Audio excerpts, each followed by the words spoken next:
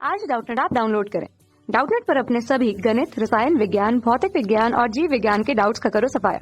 बस प्रश्न की फोटो खींचो, एक ही प्रश्न को क्रॉप करो और तुरंत वीडियो सोल्यूशन पाओ। अभी डाउनलोड करें। एक प्रक्षेप 30 अंश के कोण पर प्रक्षेपित किया जाता है। इसका प्रारंभिक वेग का ऊर्ध्वाधर घटक 80 मीटर प्रति सेंटीमीटर है। उड़ान काल t है और स्मॉल t का मान कैपिटल T बटे 4 पर इसका वेग क्या होगा ये हमको ज्ञात करना है। वेग के भिन्न भिन्न मान दिए है 200, 300, 140 तथा 100 मीटर प्रति सेकंड, जिससे बताना है कि कौन सा विकल्प सही मान बता रहा है। ठीक है, तो प्रक्षेप का कोण हमको दिया गया है। किस कोण पर प्रक्षेपित किया जाता है? 30 अंश के कोण पर। ग्राफ बना लेते हैं हम परास तथा ऊंचाई के लिए, जहां y अक्ष ऊंचाई को प्रदर्शित करता है तथा x अक्ष परास को प्रदर्शित करता है। यहाँ पर प्रक्षेप्य कोण जो है वो 30 अंश का दिया हुआ है। ठीक है, तो ये प्रक्षेप्य हो गया। 30 अंश का कोण के साथ प्रक्षेप्य हमने किया। प्रारंभिक वेग का हमको यहाँ पर केवल ऊर्ध्वाधर घटक दिया गया है। ठीक है, तो ये प्रारंभिक वेग कुछ इस तरीके से ये परवलयाकार गति करके ये पथ तय करेगी। ठीक है, अब उड़ान काल t है दिया गया है। ठीक है, और हमको t बराबर कैपिटल T मतलब उड़ान काल बटे 4 पर इसका वेग ज्ञात करना है। ठीक है, उसका वेग यहाँ पर ज्ञात करना है जो हमको ज्ञात नहीं है। ठीक है, अब प्रारंभिक वेग का ऊर्ध्वाधर घटक अगर हम बनाए तो प्रारंभिक वेग जो है वो क्षैतिज से कितना कोण बना रहा है? हमको 30 दिया गया है, क्षैतिज से 30 अंश का कोण बना रहा है। तो इसका ऊर्ध्वाधर घटक क्या हो जाएगा? साइन घटक हो जाएगा। ठीक है, तो ये प्रारंभिक वेग u मानकर चले तो ऊर्ध्वाधर घटक क्या लिख सकते हैं? यहाँ पर प्रारंभिक वेग हमने u माना है तो ऊर्ध्वाधर घटक हो जाएगा u साइन 30 अंश।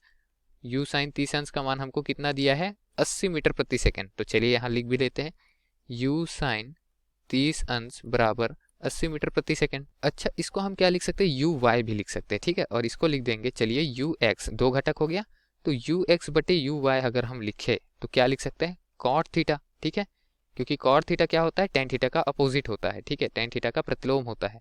और अगर थीटा की बात करें तो टेन थीटा क्या होता है? लंब बटे आधार होता है। यहाँ पर हमने आधार बटे लंब ले लिया है।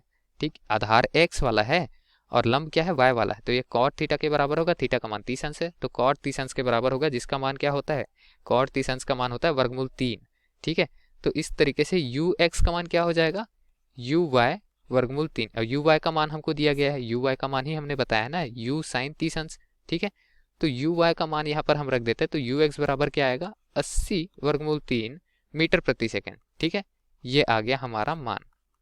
ठीक, अब इसके पश्चात इसको अच्छे से लिख लेते हैं। चलिए u x का आया हमारे पास में, ये आया है 80 वर्गमूल 3 मीटर प्रति सेकेंड। ठीक, अब उसके पश्चात हमको ज्ञात क्या करना है? उड़ान काल। ठीक, उड़ान काल भी देख लेते हैं क्या होता है। तो अगर हम बात करें उड़ान काल की t, इसका मान क्या होता है?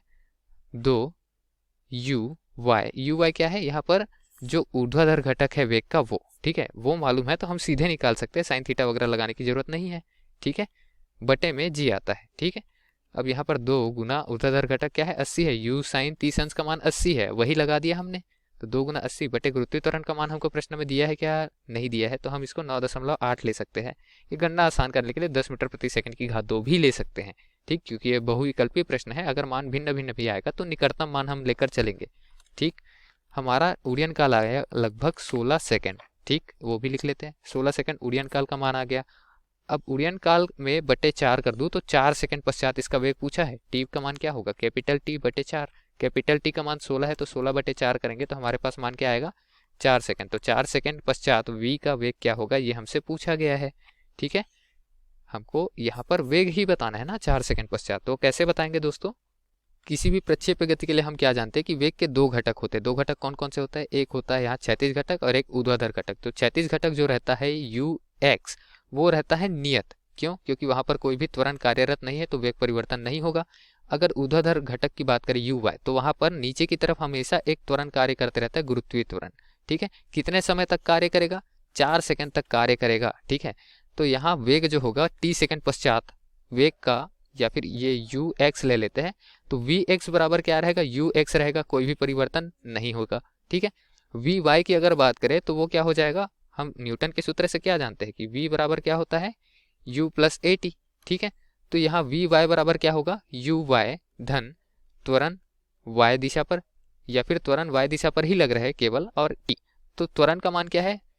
त्वरण का मान होता है 10 मीटर प्रति सेकंड की घात 2, जो कि गुरुत्वीय त्वरण है। यहाँ पर लिख भी देते हैं, हम ले रहे हैं g बराबर 10 मीटर प्रति सेकंड की घात में 2। ठीक, चूंकि यह नीचे की ओर लग रहा है मतलब गति ऊपर की ओर हो रही है, ऊर्ध्वाधर ऊपर की ओर गति हो रही ना, ऊर्ध्वाधर जो वेग है वो ऊर्ध्वाधर है, ऊपर की ओर और त्वरण नीचे की तरफ लग रहा है, तो ऋणात्मक मान लेना पड़ेगा हमको, क्योंकि गति की विपरीत दिशा पर है।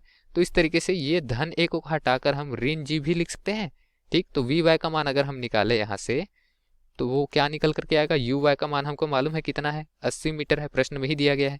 ऋण जी का मान हमने 10 लिया, समय का मान क्या ले लिया, 4 मीटर प्रति सेकंड की 4 सेकंड ले लिया, समय जो है वो सेकंड का होता है। ठीक है, तो 4 गुना 10 40 आएगा, 80 ऋण 40 का मान क्या आ जाएगा, 40 मीटर प्रति सेकंड में वेग आ जाएगा। 40 मीटर प्रति सेकंड ये क्या है, वेग का ऊर्ध्वाधर घटक है। ठीक है, तो ऊर्ध्वाधर घटक क्षैतिज घटक दोनों है, परिणामी घटक हम निकाल सकते हैं। वेग का परिणामी क्या होगा, वर्गमूल के अंदर दोनों ही घटकों का हम क्या करेंगे, वर्ग करके योग कर देंगे।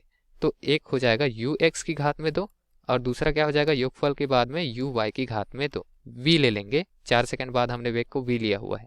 ठीक है, अब उसके पश्चात यहाँ मान रखेंगे वी का, तो वी एक्स का मान हमने क्या निकाला है, यू एक्स के बराबर, और यू एक्स का मान हमको पता है क्या है, 80 वर्गमूल 3 है, तो 80 वर्गमूल 3 की घात में 2 धन वी वाई का मान क्या है, हमने अभी निकाला 40 है, तो 40 की घात में 2।